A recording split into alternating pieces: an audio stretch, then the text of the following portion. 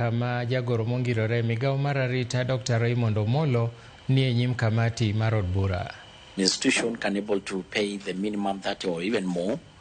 Others like home guards, your watchmen in the villages, in primary schools, may not able to afford that. They can able to have a different categorization. Maybe it's good also to be very clear on that. And of course, there was the issue of the trainings of this. There was a bit contestation on who is supposed and where they're supposed to be training. I think that is the three questions I have from myself. And we are going to take you to the point from just in this order. Thank you very much, Chairman. PS, thank you for this brief. The two issues that you have presented to the committee are of national importance. And I want to start with the issue of administrative units.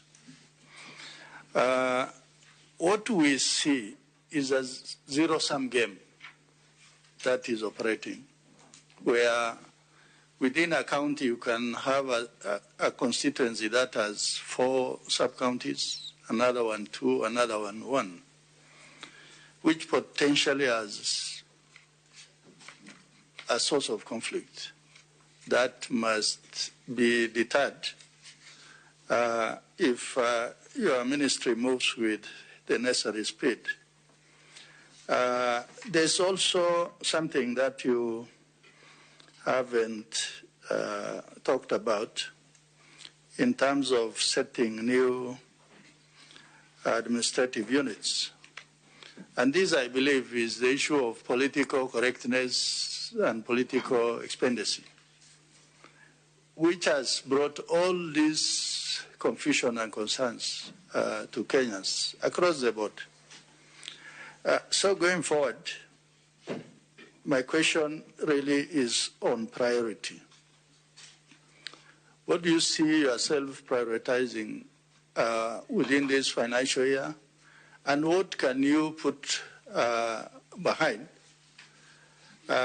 Because there are units that have been gazetted since 2017, and others, I think, as late as even 2013.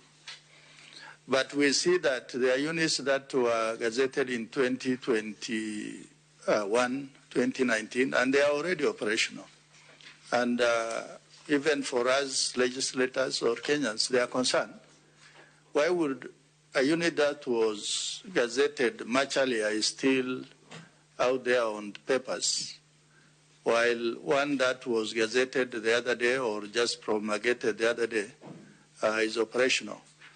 Maybe you come out clearly on that, and also reassure Kenyans that we are looking at priority, and also that priority is based really on need basis, as opposed to other factors that you may not be able to tell us here. My second question is on this thing of private security.